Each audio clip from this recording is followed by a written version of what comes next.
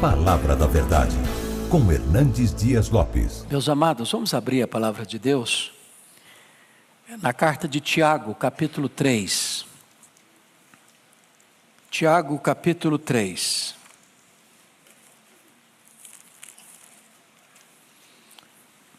Faremos a leitura do verso 1 ao verso 12. E peço a gentileza de, após a leitura do texto, permanecer com a sua Bíblia aberta nesta passagem. Meus irmãos, não vos torneis muitos de vós mestres, sabendo que havemos de receber maior juízo. Porque todos tropeçamos em muitas coisas. Se alguém não tropeçar no falar, é perfeito varão, capaz de refrear também todo o corpo. Ora, se pomos freios na boca dos cavalos para nos obedecerem, também lhes dirigimos o corpo inteiro. Observai igualmente os navios, que sendo tão grandes e batidos de rijos ventos, por um pequeníssimo leme, são dirigidos para onde queira o impulso do timoneiro.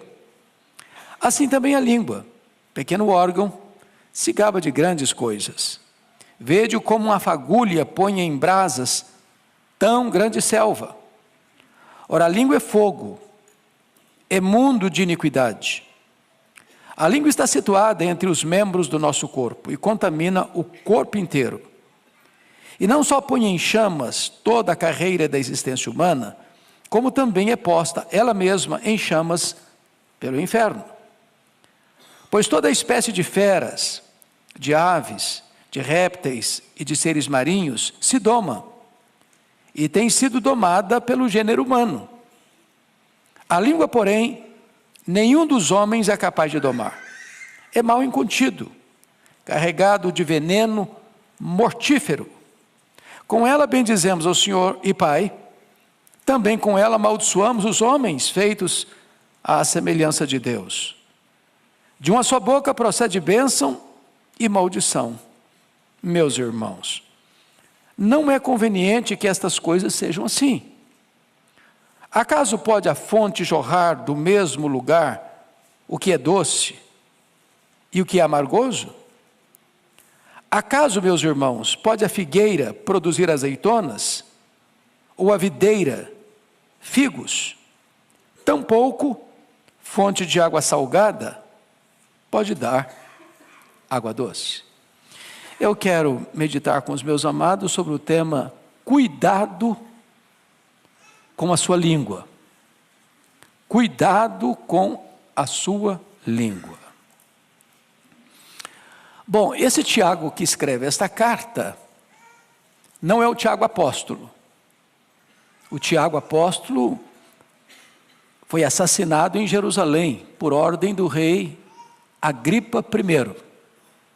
Esse Tiago aqui é o filho de Maria, é o irmão de Jesus, que foi convertido apenas após a ressurreição de Jesus, e que se tornou um líder da igreja de Jerusalém.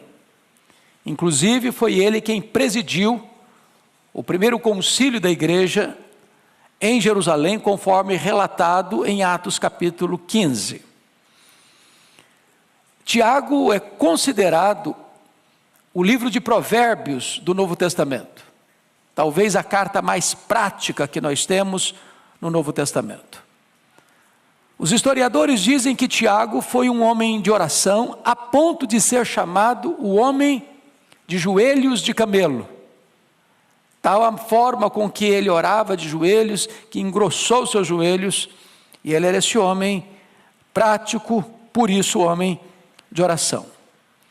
Nesta carta, ele carrega as tintas para enfatizar que o cristianismo prático passa pela nossa comunicação, passa pelo uso da língua. Se não, vejamos. Olha aí capítulo 1, verso 19 comigo, e peço que você leia essa passagem comigo. Toda a igreja comigo, Tiago 1,19. Vamos juntos? Sabeis estas coisas, meus amados irmãos.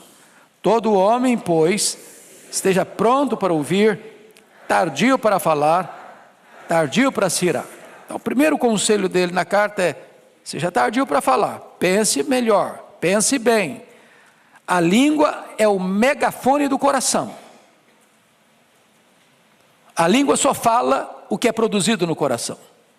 Então, reflita antes de falar. Segundo conselho, olha comigo o capítulo 1, verso 26. Vamos todos ler. Se alguém supõe ser religioso, deixando de refrear a língua, antes enganando o próprio coração, a sua religião é vã. Por que você engana o coração? Porque se você não refreia a língua e está dizendo meu coração é bom, mas a língua é má, tem uma incoerência aí, você está enganando a você mesmo. A língua é como esse painel do seu carro, é um espelho. Ele só vai reproduzir o que está programado. Você programa no seu celular, ele aparece no espelho. O coração é a fonte, a língua é o megafone do que é produzido no coração. Então, se você não refreia a sua língua, então a sua religião é de boca para fora, não é sincera, não é verdadeira, porque tudo emana e procede do coração. Vamos dar uma olhadinha agora no capítulo 4, verso 11. Olha aí comigo e vamos ler juntos. Vamos lá? Irmãos, não faleis mal uns dos outros. Aquele que fala mal do irmão, ou julga seu irmão, fala mal da lei, e julga a lei. Ora, se julgas a lei, não és observador da lei, mas juiz. Então, preste atenção.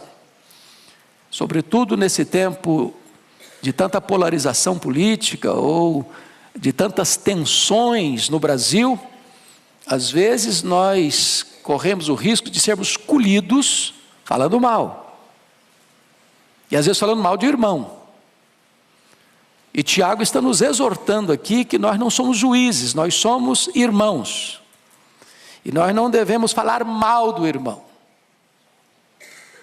Porque estamos falando mal do irmão, nós estamos julgando a lei e não obedecendo a lei. Bom, mas agora nós vamos nos concentrar no texto. Porque não há nenhum texto da Bíblia tão exaustivo e tão lúcido e tão claro e tão detalhado sobre o problema da língua como Tiago capítulo 3. Aliás, antes propriamente de entrar nele, me permita mais dois textos da Bíblia que me impressionam muito. O primeiro deles é Provérbios 18, 21, quando diz que a morte e a vida estão no poder da língua. Quem bem utiliza, comerá do seu fruto. Ou seja, você pode dar vida, você pode matar um relacionamento, dependendo da maneira como você se comunica. Então a língua tem o poder de dar vida, a língua tem o poder de matar. Isso vale para o casamento, isso vale para a família, isso vale para os relacionamentos interpessoais, isso vale lá para a sua empresa, isso vale para os relacionamentos aqui da igreja. Mas o outro texto, irmãos, para mim é um dos mais complexos. Eu até gravei esta semana um texto sobre ele, e eu gostaria que você olhasse comigo, Provérbios 6. Provérbios 6, dá uma olhadinha aí, versículos 16 a 19. Todo pecado é abominação para Deus, não há pecadão, pecadinho, todo pecado é grave e é maligníssimo. Mas há pecados que têm consequências mais graves. Mais graves. Olha comigo o que Salomão vai registrar em Provérbios 6, 16 a 19. Você pode ler comigo? Vamos juntos? 6 coisas o Senhor aborrece, e a 7ª a sua alma abomina. Então para um pouquinho. Então, tem 6 pecados que ele vai listar aqui que Deus aborrece. Ele vai citar um pecado dentre esses 6, que é o 7º, ou dentre esses 6 não, além desses 6, que é o 7º, que aí há uma força maior na expressão. A alma de Deus abomina. Então vamos aos 6 que Deus aborrece. Primeiro, olhos altivos, orgulho. Deus aborrece orgulho. Segundo, língua mentirosa, mentira. Deus aborrece mentira. Terceiro, mãos que derramam sangue, inocente, assassinato. Desde a vida intrauterina, em qualquer fase da vida, Deus aborrece. Quarto, coração que trama projetos iníquos, maldade, Deus aborrece. Quinto, pés que se apressam a correr para o mal, violência, Deus aborrece. Sexto, pecado que Deus aborrece, testemunha falsa que profere mentiras, perjúrio. Último pecado, sétimo, esse a alma de Deus abomina, ou seja, para Deus é mais grave do que orgulho, para Deus é mais grave do que mentira, para Deus é mais grave do que assassinato, para Deus é mais grave do que violência, para Deus é mais grave do que perjúrio. O que é que a alma de Deus abomina? Vamos lá? E o que semeia, contendas entre irmãos. Para um pouquinho agora para pensar, quão grave é isso aos olhos de Deus. É por isso que Tiago diz que se você não refreia a sua língua, enganando o seu coração, a sua religião é vã. Então, dito isto, vamos agora para Tiago 3, que é o texto em pauta.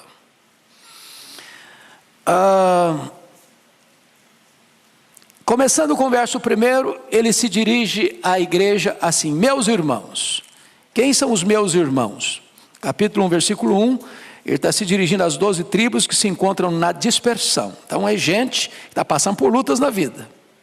Quando você está passando por lutas na vida, sobretudo injustiça, porque dispersão significa que o cara teve a sua casa saqueada, seus bens sequestrados, ele está perambulando pelo mundo, ele está passando uma situação difícil, e ele então se dirigia a essa comunidade, diz: meus irmãos, não vos torneis muitos de vós mestres, sabendo que havíamos de receber maior juízo. O que ele está dizendo? Que se você ocupa uma posição de destaque, de liderança, a régua vai ficar lá em cima. Quanto mais conhecimento, quanto mais responsabilidade, quanto mais liderança você exerce, maior é o grau de responsabilidade que vai se requerer de você, no trato da sua comunicação. Então o fato de você ser um líder não isenta você de responsabilidade, ao contrário, aumenta a sua responsabilidade na comunicação. Vamos ao verso 2, leia comigo o verso 2. Porque todos tropeçamos em muitas coisas. Se alguém não tropeça no falar, é perfeito varão, capaz de refrear também todo o corpo. Primeiro, Tiago está admitindo aqui que não tem ninguém que sobra, que fica como exceção no critério de não pecar, de não tropeçar. Ele diz todos. Então, o líder e o liderado, o maduro na fé e o neófito, todos tropeçamos. E ele diz em algumas coisas? Não, todos tropeçamos em muitas coisas. Então baixa a bola, porque nós não estamos aí com esse performance todo, não. Todos tropeçamos em muitas coisas. Ele está usando o todo para certamente enfatizar um aspecto específico. O maior obstáculo onde mais tropeçamos na vida é na nossa língua. Ela é tão comprida que ela serve de laço para os nossos pés. E agora, depois que ele trata disso, é como se ele mostrasse para nós duas figuras. Alguém já disse e eu concordo. A língua ou a palavra falada é como uma flecha que você lança. Depois que você a lançou, você não a recolhe mais. Falou, não dá para engolir mais essa palavra que você falou. Ela vai atingir, vai ferir, vai machucar alguém. Segunda figura. A língua é como você subir no alto de uma montanha e solta um saco de penas. Não dá para recolhê-las todas mais. Então, notinha de rodapé e conselho. Não discuta em mídias sociais. Isso é soltar um saco de penas. Não adianta depois, mas vou ter direito de resposta. Não, o que você falou vai alcançar um outro horizonte. O seu direito de resposta, ou a sua defesa, ou a sua apologia, não vai alcançar as mesmas pessoas. Então, cuidado, prudência, porque falou, não dá para recolher todas as palavras mais. Bom, dito isto, então agora vamos observar algumas coisas interessantes. Ele vai usar aqui 6 figuras sobre a língua: a figura do freio, a figura do leme, a figura do fogo, a figura do veneno, a figura da fonte e a figura das árvores frutíferas. São 6 metáforas que ele vai usar, instrutivas. Tiago é prático, Tiago é o Provérbios do Novo Testamento, e ele quer tornar esse assunto tão pedagógico, tão fácil de entendimento, que a melhor maneira de você ilustrar, ou orientar, ou clarear um conceito, é dando exemplo, usando figuras, imagens. Uma imagem ou um símbolo vale mais do que 1000 palavras. Então, notem comigo, por favor, versos 3 e 4. Vamos ler esses 2 versos juntos. Vamos lá? Ora, se pomos freio na boca dos cavalos para nos obedecer, também lhes dirigimos o corpo inteiro. Observai igualmente os navios, que sendo tão grandes e batidos de rijos ventos por um pequeníssimo leme, são dirigidos por onde quer o impulso do timoneiro. Então, quais são as 2 figuras que ele usa aqui? A figura do freio e a figura do leme. Eu não sei quantos aqui tiveram o privilégio, como eu, de nascer na roça, porque nascer na roça é um privilégio, sabia? É um privilégio, você tem conhecimento dos 2 lados da vida. E você já viu um potro, um cavalo jovem, com força? Ele é selvagem, ele não é dominado, não se pode montar nele, a não ser um profissional. Por quê? Porque ele tem força, e a força dele não está o quê? Domesticada. E ele é um risco, ele é uma ameaça, ele é um perigo. Ele vai usar a força dele para ferir você, para derrubar você, para machucar você.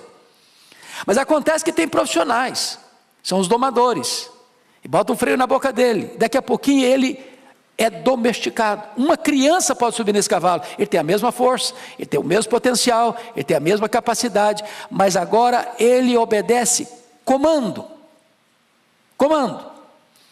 Então, assim como o freio controla um cavalo que tem toda a força, mas não usa essa força para destruição, mas para o serviço, a língua, sendo um pequeno órgão no corpo, vai controlar você, para você não ser intempestivo, para você não ser destemperado, para você não trazer tragédias na hora de comunicar-se, mas ser o quê?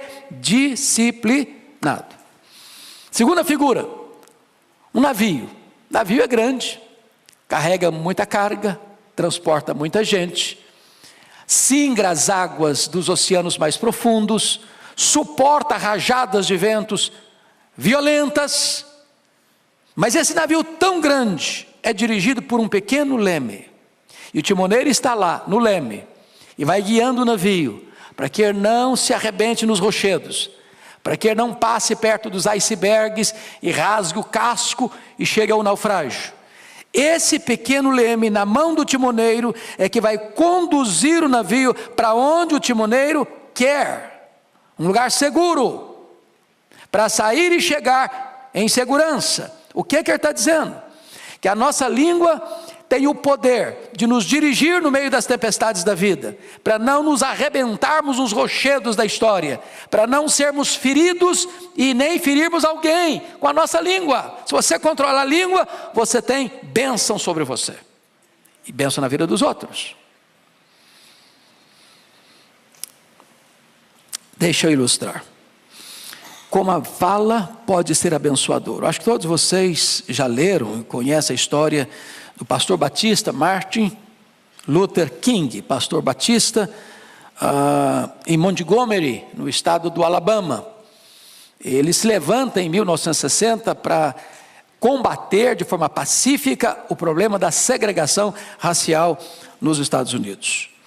E vocês se lembram do famoso discurso dele, I have a dream, eu tenho um sonho, proferido no Memorial de Lincoln, em 1963, onde ele diz que o sonho dele é que um dia os seus filhos fossem julgados pelo seu caráter e não pela cor da sua pele. Isso leva então os Estados Unidos, no ano seguinte, 1964, a sancionar a lei, acabando com a questão da segregação racial, e nesse mesmo ano ele recebe o título de Prêmio Nobel da Paz. Ele vem a ser assassinado no dia 4 de abril de 1968, em Memphis, no Tennessee, mas a causa pela qual ele se levantou e usou a sua língua para comunicar essa mensagem, trouxe uma grande vitória para o povo da América. Você pode usar a sua língua para transformar o local, para mudar o ambiente, para abençoar a nação, como você pode usar a sua língua também para semear contendas e guerras e tragédias, e a história está eivada de exemplos dessas tragédias. Vamos à segunda figura nos versos 5 a 6. Leia comigo, por favor, 5 e 6. Assim também a língua, pequeno órgão, se gaba de grandes coisas. Vede como uma fagulha põe em brasas tão grande selva. Ora, a língua é fogo, é mundo de iniquidade. A língua está situada entre os membros do nosso corpo e contamina o corpo inteiro. E não só põe em chamas toda a carreira da existência humana, como também é posta ela mesma em chamas pelo inferno. Então agora ele está usando duas figuras. Ele está usando a figura do fogo. E lá no versículo 8 é que vai usar a figura do veneno. Eu não vou explorar aqui por enquanto. Mas vamos pensar aqui nessa figura do verso 5. Vede como uma fagulha põe em brasas tão grande selva. Vocês certamente estão acompanhando e acompanhar, graças a Deus as chuvas estão chegando, mas nós vivemos meses agora, um mês e pouco, uma das maiores tragédias do Brasil. Um incêndio criminoso que atinge o Brasil de norte a sul, de leste a oeste.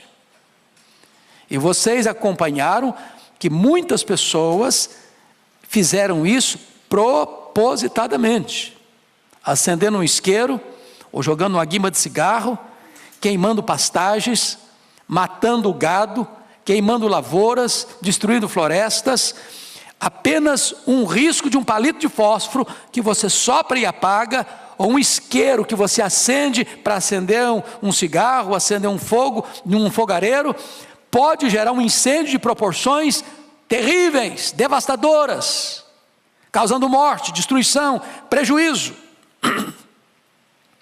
Talvez nós pudéssemos usar um segundo exemplo, que vocês também devem ter informação. O incêndio que aconteceu no dia 8 a 10 de outubro de 1971 em Chicago, quando Moody fazia lá uma cruzada. Para vocês terem uma ideia da gravidade desse incêndio, 100 mil casas atingidas, 17.500 prédios atingidos, centenas de pessoas mortas. Um incêndio que começou num estábulo, coisa pequena, mas que ganhou proporções devastadoras. Ou poderíamos ainda citar o incêndio de 17 a 24 de julho do ano 64, na capital do Império Romano, a cidade de Roma, quando dos 14 bairros de Roma, 10 foram devastados pelas chamas. O que Tiago está nos informando? Que uma palavra mal colocada, mal dita, ou bota junto, maldita, ela pode ter uma destruição devastadora. Uma palavra maligna, maldosa, uma espécie de assassinato de reputação, pode macular a honra de uma pessoa, pode destruir a imagem de uma pessoa, pode provocar uma guerra, pode provocar separação, pode trazer consequências absolutamente destruidoras na vida de pessoas, de instituições, de igrejas, até de uma nação. Então, é necessário ter esta percepção. Versículo 6, veja comigo o que Tiago vai dizer. Além da língua ser uma fagulha de fogo, ele vai dizer que a língua contamina e destrói. Versículo 6, ora, a língua é fogo. Preste atenção, ele não diz que a língua é como fogo. Agora ele não está ilustrando, agora está fazendo uma afirmação. A língua é fogo. Fogo queima, fogo dói, fogo destrói, fogo mata. A língua é fogo. Mas ela não é apenas fogo, ela é o quê? Mundo de iniquidade. Ela contamina o corpo inteiro. A língua está situada entre os membros do nosso corpo e contamina o corpo inteiro. O veneno que está na língua vaza, espreme, esguicha para o corpo inteiro. Alguém já disse que a fera mais peçonhenta do mundo está escondida atrás da toca dos dentes. Pensa numa cobra venenosa. A língua é mais venenosa. Pensa num fogaréu. A língua é um fogo mais perigoso ainda. Agora veja você a afirmação.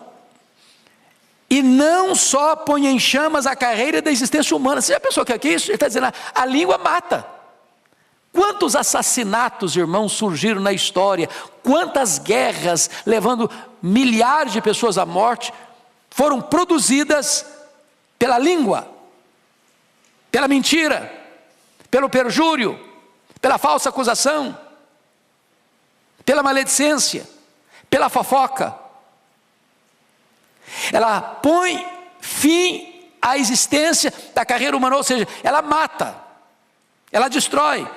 Agora o que vai acontecer com ela? Versículo 6, como também é posta ela mesma em chamas pelo inferno, ou seja, ela condena ao inferno a própria pessoa que fala. A pessoa que fala é um instrumento do inimigo, e ela arrasta a própria pessoa para a destruição do inferno. Então, ela contamina e destrói. Então, ela é fogo, é uma fagulha pequena que incendeia uma selva, ela contamina e destrói. Terceiro lugar, a língua é indomável. Vamos ao verso 7 e 8, leia comigo por favor. Pois toda espécie de feras, de aves, de répteis, de seres marinhos, se doma, tem sido domada pelo gênero humano. A língua, porém, nenhum dos homens é capaz de domar. É mal incontido, carregado de veneno mortífero. Vamos pegar só até impossível de domar. Então, ele está usando aqui uma possibilidade, um fato, uma realidade. Deus criou o homem, colocou o homem no jardim, deu ao homem a capacidade de dar nome aos animais e mais, de dominar sobre as aves dos céus, sobre os animais da terra e sobre os peixes do mar. Ou seja, o homem recebe o poder de Deus para domesticar e dominar os animais voláteis, os animais terrestres e os animais aquáticos. O homem tem esse poder e de fato o homem tem exercido esse papel. Ele doma mesmo as aves dos céus, os animais da terra e os peixes do mar. O homem tem essa habilidade, essa gestão, esse governo concedido pelo próprio Deus. Agora, depois de fazer essa declaração tão ampla, ele diz assim: a língua, porém, nenhum dos homens é capaz de domar. Quantos homens não conseguem domar a língua? Quantos? Nenhum. Então, baixa a bola de novo.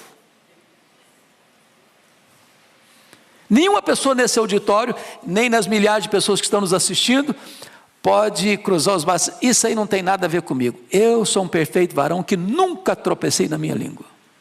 Quem de nós ousa dizer que nunca errou?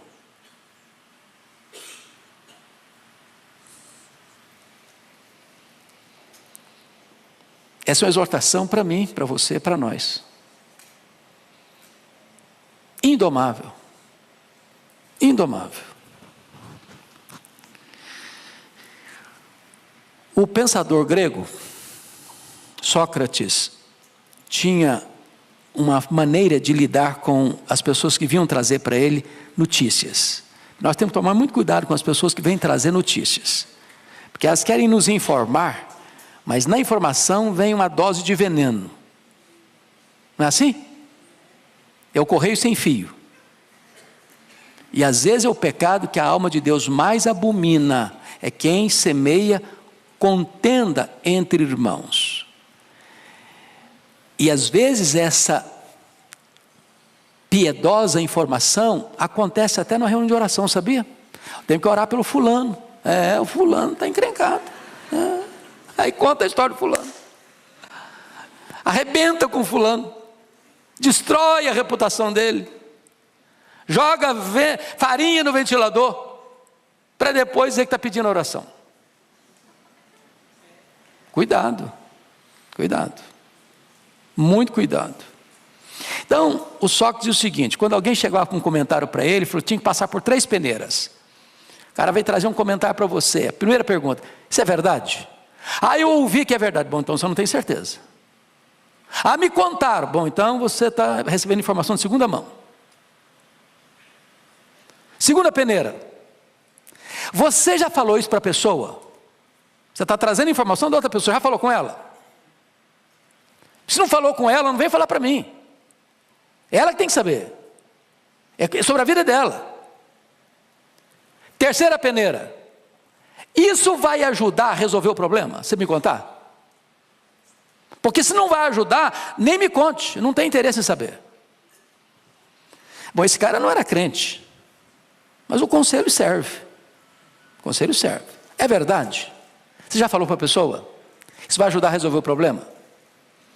Então, cuidado com essa língua que é rebelde, é um cavalo que não se doma, é um navio sem leme. Cuidado. Mas aí ele vai usar uma outra figura agora, como disse para vocês, que é a figura do fogo e a figura do veneno. Olha o versículo 8, parte B. É mal incontido, carregado de veneno, o quê? Mortífero. Tem veneno que ele é mais ou menos mortífero. A pessoa fica doente, mas não morre de imediato. Agora, se você tomar um copo de arsênico, vai cair mesmo. Vai morrer mesmo. Então, o que ele está usando? As duas figuras que ele está usando é que tanto o fogo quanto o veneno são 2 instrumentos de quê? De destruição. De destruição. E ele está usando essas duas figuras para dizer para você que a língua tem esse poder destrutivo. Uma pequena dose mata e destrói. Mas ele vai usar uma quinta figura aqui ainda. Versículo 9 e 10. A língua é incoerente. Leia comigo o versículo 9 e 10. Vamos lá? Com ela bendizemos ao Senhor e Pai. Também com ela amaldiçoamos os homens, feitos à semelhança de Deus. De uma só boca procede bênção e maldição. Meus irmãos, não é conveniente que essas coisas sejam assim. Então, ele está usando aqui 2 realidades e dando um conselho. Quais são as 2 realidades? É que a língua é incoerente. Como assim incoerente? Com ela nós bendizemos a Deus. Aqui no culto público. Ali no pátio. Ali embaixo, a gente já fala mal do irmão.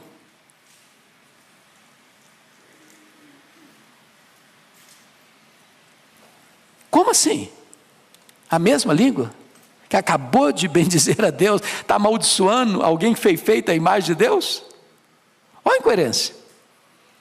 Eles uma mesma língua procede bênção e maldição. Eu abençoo e eu amaldiçoo. Com a mesma língua. Incoerente, inconsistência. Agora, isso é a realidade, mas não é o conveniente. Ele exorta. E qual é a exortação dele? Meus irmãos, ele está fazendo um apelo para os irmãos. Veja que ele não está falando para os ímpios, ele não está falando para os pagãos. Ele não está falando para a gente não convertida. Ele está falando para a gente que nasceu de novo. Meus irmãos, isso não é conveniente. Não é porque as coisas acontecem que você agora, não, mas é isso mesmo, nós somos todo mundo fraco mesmo, nós somos tudo pecador mesmo, então deixa eu soltar a língua, deixa eu soltar mesmo o verbo, deixa eu falar o que eu quiser falar, e ninguém tem nada a ver com isso. Tem sim. Tem sim. Aquele que não refreia a sua língua, enganando o próprio coração, a sua religião é o quê? Vã. Bom, dito isto, vamos encerrar com o último ponto que ele menciona para nós. Se a língua tem o poder de dirigir, como o freio do cavalo e o leme do navio, se a língua tem o poder de destruir, como o fogo e o veneno, em terceiro lugar, a língua tem o poder de deleitar, como uma fonte e como uma árvore frutífera.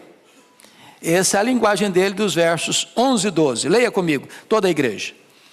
Acaso pode a fonte jorrar do mesmo lugar o que é doce e o que é amargo?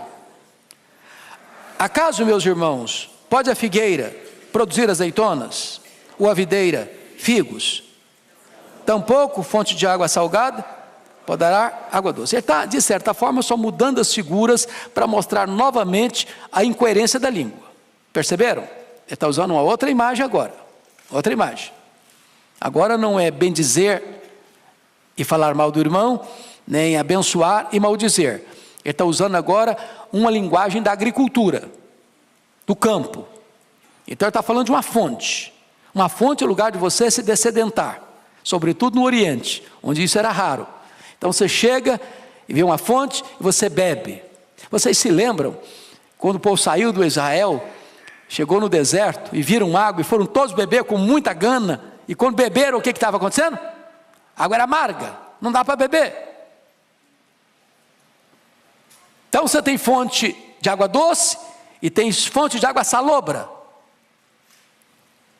Agora você nunca vai ver uma fonte produzir água doce e daqui a pouquinho água salobra ao mesmo tempo. Se é água doce, é água doce. Se é água salobra, é água salobra. O problema é que a língua é tão complexa, que às vezes dessa mesma fonte sai água doce, dessa mesma fonte sai água salgada. A mesma língua que abençoa, amaldiçoa. A mesma língua que glorifica a Deus, fala mal do irmão. Aí vou usar outra figura, a figura da árvore. Ele diz assim, versículo 12: acaso, meus irmãos, pode a figueira produzir azeitonas?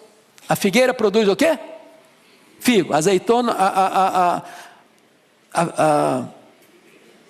a videira produz o quê? Uva. É isso mesmo que eu falei? Eu me confundi. Vamos de novo. Acaso, meus irmãos, pode a figueira produzir azeitona? Então figueira produz o quê? Figo. O que produz azeitona? Oliveira. A videira produz o quê? Uva. Ela não produz o quê? Figo. O que produz figo? Figueira. O que ele está dizendo? A fonte produz aquilo que é da natureza dela produzir. Ela é fonte doce ou salgada? A árvore produz segundo a sua espécie. Você não vai colher azeitona de figueira. Você não vai colher uva de oliveira. Então, se cada árvore produz o seu fruto de acordo com a sua espécie, o que nós fomos? Regenerados. Nós somos coparticipantes da natureza divina. Nós temos agora um novo coração, uma nova mente, uma nova vida, pertencemos a uma nova família, uma nova pátria, somos o povo de Deus. E aí ele está concluindo dizendo o seguinte: assim como é incoerente, com a mesma boca você exaltar a Deus e falar mal do irmão, com a mesma boca você abençoar e amaldiçoar, assim como é incoerente, ele diz, uma figueira produzir azeitona e uma videira produzir figo, porque foge a natureza da árvore, também ele diz assim, tampouco fonte de água salgada pode dar água doce. Ele encerra não favorecendo a ideia de que vamos continuar sendo incoerentes. Ele encerra dizendo, não é conveniente, gente, não é conveniente. Então, que Deus tenha misericórdia de nós, né? Que Deus tenha misericórdia de nós. Talvez nós pudéssemos dizer como Davi, que as palavras dos meus lábios, o meditar do meu coração, sejam agradáveis na tua presença. Você pode abençoar, você pode ter uma palavra terapêutica, as pessoas podem sair de perto de você mais animadas com a vida, mais encorajadas a viver. Você pode ter na sua língua a medicina e não o veneno. Você pode ser um construtor de pontes, não um cavador de abismos. Você pode ser um ministro da reconciliação e um pacificador e não um gerador de conflitos e contendas. Que Deus nos ajude. Amém.